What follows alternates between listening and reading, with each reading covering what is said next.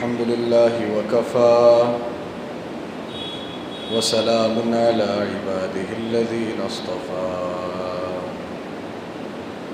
أما بعد فأعوذ بالله من الشيطان الرجيم بسم الله الرحمن الرحيم ألم نشرح لك صدرك ووضعنا عنك وزرك الذي أنقض ظهرك ورفعنا لك ذكرك فإن مع العسر يسرا إن مع العسر يسرا فإذا فرغت فانصب وإلى ربك فارغب صدق الله العظيم لا الہ الا اللہ اللہ اکبر۔ جیسے گزشتہ مجلس میں بتایا گیا تھا کہ سورہ ضحیٰ والضحیٰ واللیل اذا سجا سے لے کر آخری قرآن تک ہر سورت کے بعد لا الہ الا اللہ اللہ اکبر کہنا سنت ہے، اور یہ بھی بیان کیا تھا کہ سورہ ضحیٰ سے لے کر آخری قرآن تک اللہ تبارک و تعالیٰ نے اکثر صورتوں کے اندر ان انعامات کا تذکرہ کیا ہے جو آپ صلی اللہ علیہ وسلم پر اللہ تعالیٰ نے کیے ہیں اکثر صورتوں میں۔ تو گویا حضور پاک صلی اللہ علیہ وسلم کی عظمت اور فضیلت بیان کی گئی ہے۔ کچھ صورتوں کے اندر قیامت کے احوال کا تذکرہ ہے، لیکن اکثر اور بیشتر یہی مضمون نقل کیا گیا ہے۔ تو سورہ انشراح الم نشرح لک صدرک، اس صورت کے اندر بھی اللہ تبارک و تعالیٰ کی طرف سے جو احسانات اور انعامات حضور پاک صلی اللہ علیہ وسلم کی ذات پر ہوئے ہیں ان میں سے چند کا تذکرہ ہے۔ کہا جاتا ہے کہ اگر کسی کو کوئی چیز یاد نہیں رہتی تو یہ صورت پڑھ کر وہ سینے پر دم کرنے کا کثرت سے معمول بنائے۔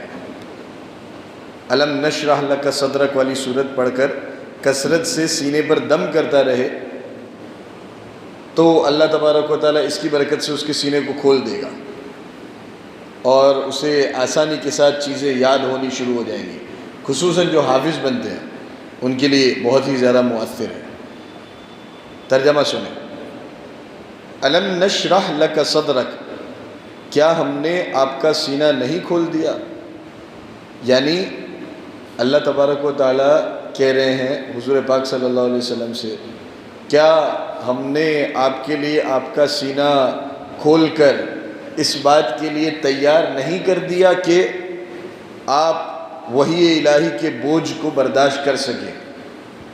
اللہ تعالیٰ کی طرف سے وحی جب آپ صلی اللہ علیہ وسلم کے قلب پر آتی تھی تو یہ کوئی آسان اور معمولی بات تھوڑی ہے۔ اللہ تبارک و تعالیٰ نے حضور کو اس مرحلے کے لیے تیار کیا، اور جب وحی نازل ہوئی تو اس وقت بھی ابتدا میں آپ صلی اللہ علیہ وسلم کا پورا جسم بھاری ہو جاتا تھا، بوجھل ہو جاتا تھا، اور صحابہ کرام نے اس بات کو محسوس بھی کیا ہے، یہاں تک کہ آپ صلی اللہ علیہ وسلم کا سر مبارک کسی صحابی کے ران پر تھا اور وہی نازل ہوئی تو ان صحابی کو اس بوجھ کی وجہ سے ایسا محسوس ہونے لگا کہ کہیں میرے پیر کے 2 ٹکڑے نہ ہو جائیں، اتنا زیادہ بوجھ۔ تو اللہ تعالیٰ نے یہ مرحلہ آسان کیا حضور کے لیے، الم نشرح لک صدرک، نیز ایسے علم اور حکمت سے نواز دیا کہ آپ تبلیغ دین کا فریضہ انجام دے سکیں۔ علامہ شبیر احمد عثمانی رحمۃ اللہ علیہ نے تو یہاں پر یہ لکھا کہ ہم نے علوم اور معرفت کے دریا آپ کے دل میں ڈال دیے، علوم اور معارف کے دریا آپ کے دل میں ڈال دیے، اور جو نبوت کے لوازمات ہیں اور رسالت کے جو فرائض ہیں وہ آپ کے لیے بالکل آسان کر دیے، اس کے لیے آپ کو ہم نے تیار کر دیا۔ الم نشرح لک صدرک، نیز جو مخالفتیں ہوں اس کو آپ برداشت کر سکیں، اس کے لیے آپ کے سینے کو ہم نے کھول دیا۔ سیدھی سی بات ہے کہ جب تبلیغ ہوگی اور آپ صلی اللہ علیہ وسلم لا الہ الا اللہ کا پیغام لوگوں میں پہنچائیں گے تو اس کے نتیجے میں بہت ساری تکلیفوں کا سامنا کرنا پڑے گا، اور حضور نے کیا بھی، بہت برداشت کیا، لوگوں کی طرف سے بے حد تکلیفیں پہنچائی گئی، تو اس کے لیے سینے کا کھلا ہوا ہونا اور بڑا دل ہونا ضروری ہے اپنی زبان میں اگر کہا جائے تو۔ الم نشرح لک صدرک۔ بعض حضرات کا خیال ہے اچھا سینے کی کھولنے کی دعا ایک اور پیغمبر نے بھی مانگی ہے، حضرت موسیٰ علیہ السلام۔ قرآن کریم میں 16ویں پارے کے اندر تذکرہ ہے، موسیٰ علیہ السلام دعا مانگ رہے ہیں، رب اشرح لی صدری ویسر لی امری واحلل عقدۃ من لسانی یفقہوا قولی۔ اے میرے رب میرے لیے میرا سینہ کھول دے، اشرح لی صدری ویسر لی امری، اور میرے لیے میرے کام کو آسان کر دے۔ ہمیں بھی اپنی زندگی کے ہر موڑ پر اس طرح کی دعا مانگنے کی ضرورت ہے۔ اللہ تبارک و تعالیٰ سے آسانی کا کون طلبگار نہیں؟ اے اللہ میں یہ کام کرنے جا رہا ہوں، یسر لی امری، میرے لیے آسان کر دے۔ اللہم لا سہل الا ما جعلتہ سہلا، کوئی چیز آسان نہیں سوائے وہ چیز جسے تو آسان کر دے۔ وانت تجعل الحزن اذا شئت سہلا، اور اگر تو چاہے تو کوئی دشوار سے دشوار چیز بھی آسان کر سکتا ہے۔ تو اللہ تبارک و تعالیٰ سے دعائیں مانگنا، اس کے ساتھ ہمیشہ کنیکٹڈ رہنا، یہ ایک مومن کے لیے آسانی پیدا کرنے کے لیے بھی ایک راہ ہے، اور اس سے دل کو سکون بھی ملتا ہے۔ تو بعض حضرات کا خیال ہے کہ سینے کے کھلنے سے یہاں پر مراد اس واقعے کی طرف اشارہ جس میں فرشتوں کے ذریعے آپ صلی اللہ علیہ وسلم کے سینے اطہر کو چاک کیا گیا، گویا ایک طرح کا آپریشن، اور حضور پاک صلی اللہ علیہ وسلم کے قلب اطہر کو زمزم کے پانی سے دھویا گیا، اور علوم اور معرفت اور انوارات سے اس کو منور کیا گیا۔ بعض حضرات کا خیال ہے کہ اللہ تعالیٰ اس احسان کی طرف توجہ دلا رہے ہیں۔ یہ واقعہ حضور کے پاک صلی اللہ علیہ وسلم کی زندگی میں مختلف مرحلوں کے اندر پیش آیا ہے، بچپن کے زمانے میں پیش آیا، نبوت سے نوازے جانے سے پہلے بھی پیش آیا۔ اللہ تبارک و تعالیٰ نے مختلف مرتبہ حضور پاک صلی اللہ علیہ وسلم کے سینے کو فرشتوں کے ذریعے سے، فرشتے آئے ہیں اور انہوں نے گویا ایک طرح کا آپریشن کیا ہے، منور کر دیا پورے سینے کو۔ الم نشرح لک صدرک۔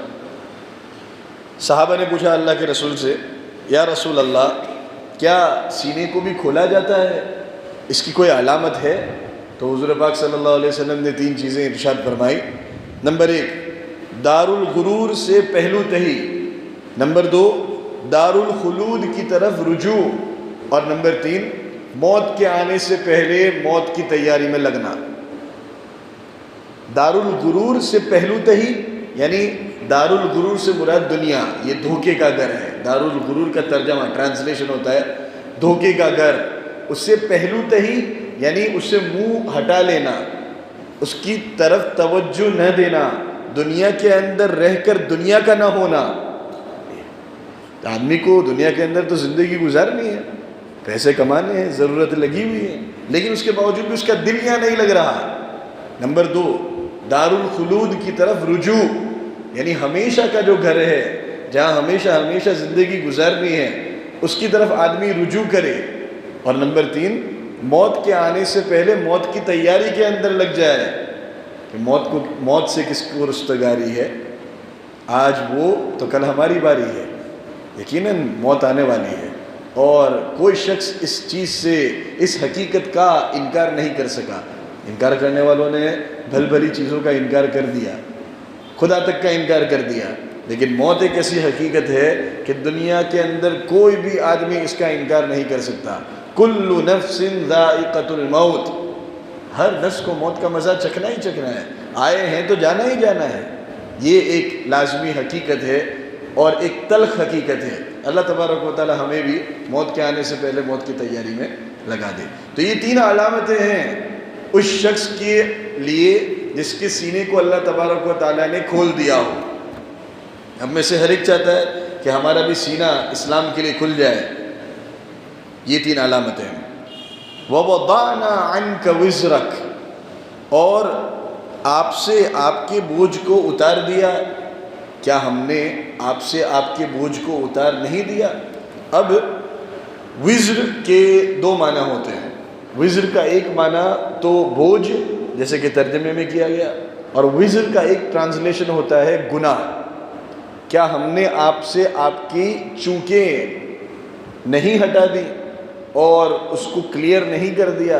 تو آپ صلی اللہ علیہ وسلم سے گناہ صادر ہو ایسا ممکن نہیں، کیونکہ پیغمبر جو ہوتے ہیں نا اس کو اللہ تبارک و تعالیٰ ان کو محفوظ رکھتا ہے، نبوت سے پہلے بھی نبوت کے بعد بھی ان سے گناہ نہیں ہو سکتے، اللہ تبارک و تعالیٰ ان کو محفوظ رکھتا ہے، صغیرہ بھی گناہ نہیں ہو سکتا، کبیرہ بھی نہیں ہو سکتا۔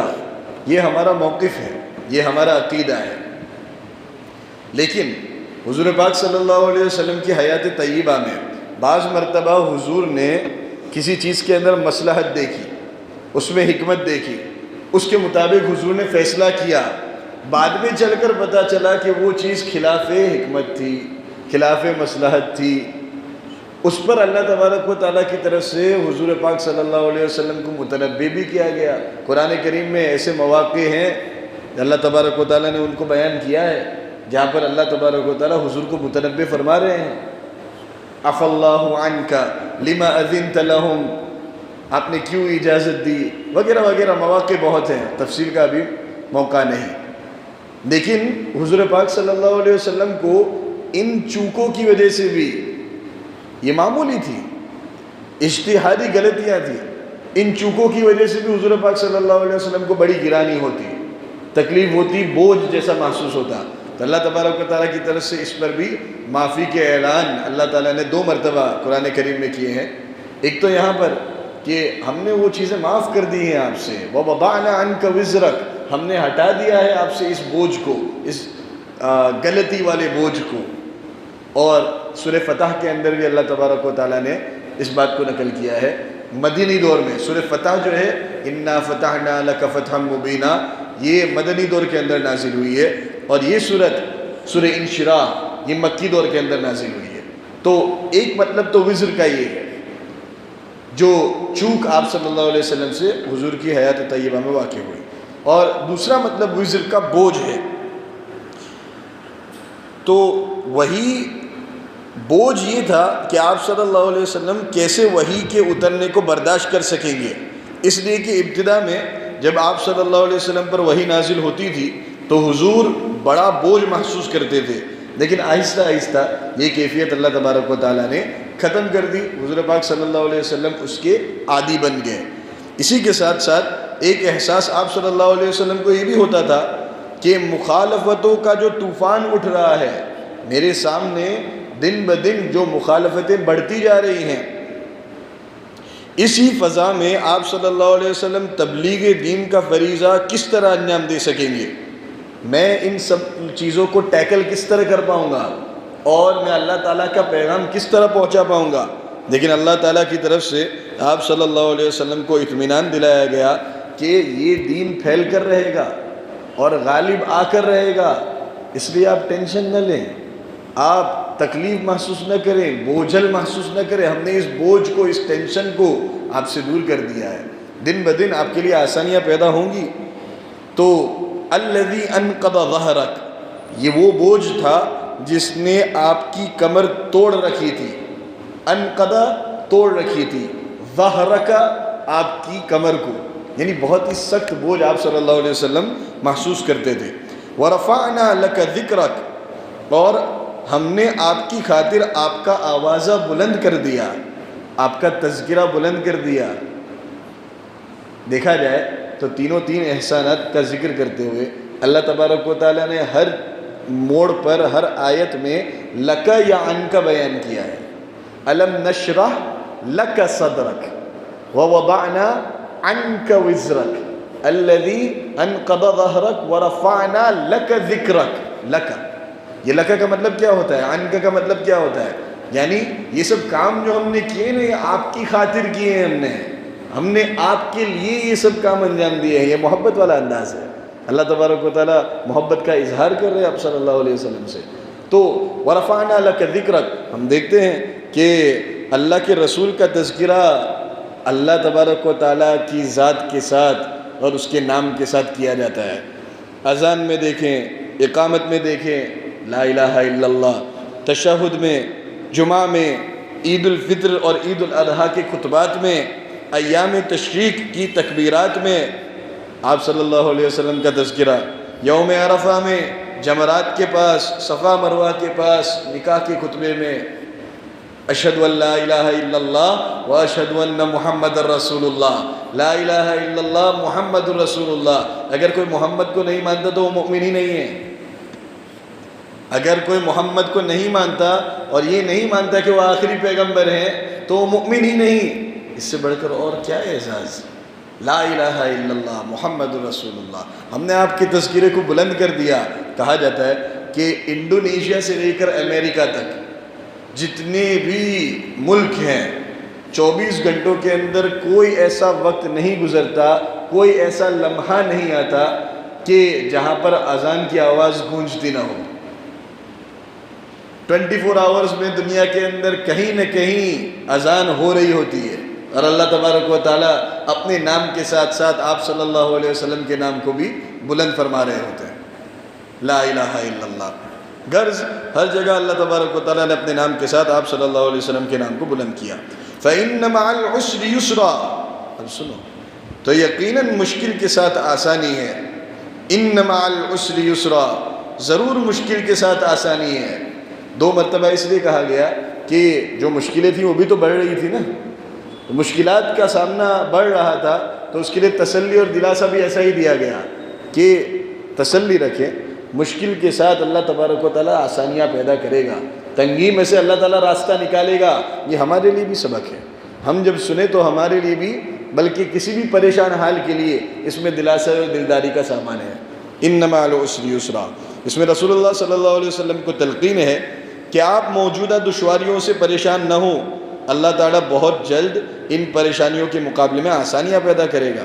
چنانچہ آپ صلی اللہ علیہ وسلم کی ابتدائی زندگی ہر طرح کی تنگیوں اور دشواریوں سے گھری ہوئی تھی، لیکن بالآخر اللہ تبارک و تعالیٰ نے فتح بھی ایسی نصیب فرمائی۔ مکہ سے حضور پاک صلی اللہ علیہ وسلم کو بے سر و سامانی کے عالم میں نکالا گیا تھا، بے یار و مددگار ہو کر نکالا گیا تھا۔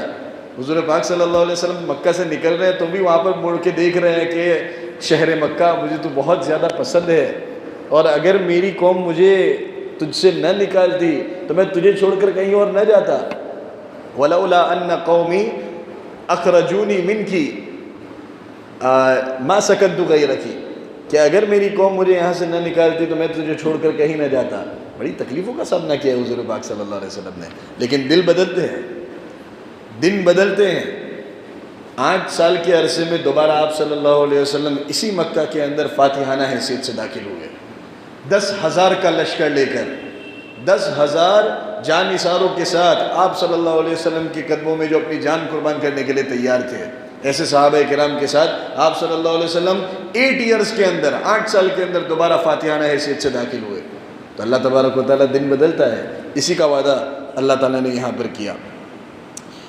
تو یہاں پر اگر غور کیا جائے، ایک عسر یعنی تنگی کا ذکر ہے 2 یسر کے ساتھ، ان مع العسر یسرا، ان مع العسر یسرا۔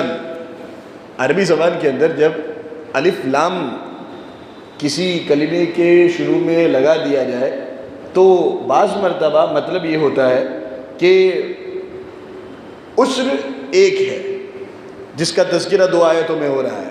آپ سمجھ رہے ہیں میں کیا کہہ رہا ہوں؟ ان مع العسر یسرا، ان مع العسر یسرا، دیکھا جائے تو دونوں جگہ عسر سے پہلے الف لام ہے اور یسرا سے پہلے الف لام نہیں ہے۔ اشارہ اس بات کی طرف ملتا ہے، عربک گرامر اگر کوئی جانتا ہو تو، کہ جس عسر کا تذکرہ دونوں آیتوں میں کیا جا رہا ہے وہ ایک ہی ہے، اور یسرن الف لام کے بغیر ہے۔ اس کا مطلب یہ ہے کہ وہ یسر الگ الگ ہے، ایک یسر الگ ہے، دوسرا یسر الگ ہے۔ تو اللہ تعالیٰ دراصل اشاروں میں ہمیں یہ کہنا چاہ رہے ہیں کہ ہر مشکل کے ساتھ ایک نہیں 2 آسانیاں ہوتی ہیں، ایک نہیں 2 آسانیاں ہوتی ہیں۔ اور اسی طرح آپ صلی اللہ علیہ وسلم نے ایک مرتبہ ارشاد فرمایا کہ ایک عسر ہرگز 2 یسر پر غالب نہیں آ سکتا۔ ابو عبیدہ بن الجراح کو حضرت عمر رضی اللہ تعالیٰ عنہ نے رومیوں کے لشکر کے مقابلے میں بھیجا تھا، تو حضرت ابو عبیدہ نے حضرت عمر کو خط لکھا اپنے احوال بیان کرتے ہوئے، لشکر کے حال احوال بیان کرتے ہوئے اور یہ بات کا تذکرہ بھی کیا کہ رومیوں کی طرف سے لشکر کے اندر اور ہمارے اندر ایک طرح کا خوف کا ماحول ہے، خوف لاحق ہوا ہے ان کی طرف سے۔ حضرت عمر نے وہ رپلائی بھیجا خط کے اندر اور یوں فرمایا کہ اما بعد، جب کبھی بندے مؤمن پر سختی آتی ہے اللہ اس کے بعد آسانی پیدا کر دیتا ہے۔ تسلی دے رہے ہیں، بے شک ایک تنگی دو آسانیوں پر غالب نہیں آ سکتی۔ اشارہ اسی آیت کی طرف۔ اللہ کی کتاب میں ارشاد ہوتا ہے یا ایھا الذین آمنوا اصبروا وصابروا ورابطوا واتقوا اللہ لعلکم تفلحون۔ اے ایمان والو، صبر سے کام لو اور ثابت قدمی کا مظاہرہ کرو، ثابت قدم رہو دشمن کے مقابلے میں۔ ورابطوا، اور کمر بستہ بن جاؤ، کمر کو باندھ لو۔ واتقوا اللہ، اور اللہ تعالیٰ سے ڈرتے رہو تاکہ تم اپنے مقصد کو حاصل کر کے کامیاب ہو سکو۔ لعلکم تفلحون۔ فإذا فرغت فانصب وإلی ربک فارغب، تو جب آپ فارغ ہوں تو عبادت میں محنت کیا کیجئے۔ وإلی ربک فارغب، اور اپنے پروردگار ہی سے لو لگائے رہیے۔ یعنی جب آپ صلی اللہ علیہ وسلم دعوت و تبلیغ کے فریضے سے فارغ ہو گئے تو اب بقیہ اوقات بھی اللہ تعالیٰ کی عبادت میں لگ جائیں اور اس پر خصوصی طور پر توجہ دیجیے تاکہ مخلوق کا حق بھی ادا ہوتا رہے اور خالق کا حق بھی ادا ہوتا رہے، تاکہ ان سب چیزوں کے مدد کے طور پر آپ کو اللہ تبارک و تعالیٰ سے لو جو لگ رہی ہے یہ گویا ایک طرح کی نصرت کا سامان پیدا ہو جائے، آپ کو مدد ملے۔ لہذا ہمیں بھی یہ سبق ملتا ہے کہ ہم بھی اگرچہ دین کے دوسرے کام انجام دے رہے ہیں دن کے اندر، لیکن ہمیں ایک وقت ایسا خاص کر لینا چاہیے جہاں پر صرف اللہ تعالیٰ سے ہم لو لگا رہے ہوں اور اس کے سامنے ہم مانگ رہے ہوں، مراقبہ کر رہے ہوں۔ دن کے اندر ایک گھڑی ایسی فکس کر لینی چاہیے۔ اللہ تبارک و تعالیٰ مجھے اور آپ کو اس پر عمل کرنے کی توفیق سے نوازے، آمین۔ بسم اللہ الرحمن الرحیم، الحمدللہ رب العالمین، والصلاة والسلام علی سید الانبیاء والمرسلین وعلی آلہ وصحبہ اجمعین۔ ربنا تقبل منا انك انت السميع العليم وتب علينا يا مولانا انك انت التواب الرحيم۔ سبحان ربك رب العزة عما يصفون وسلام على المرسلين والحمد لله رب العالمين۔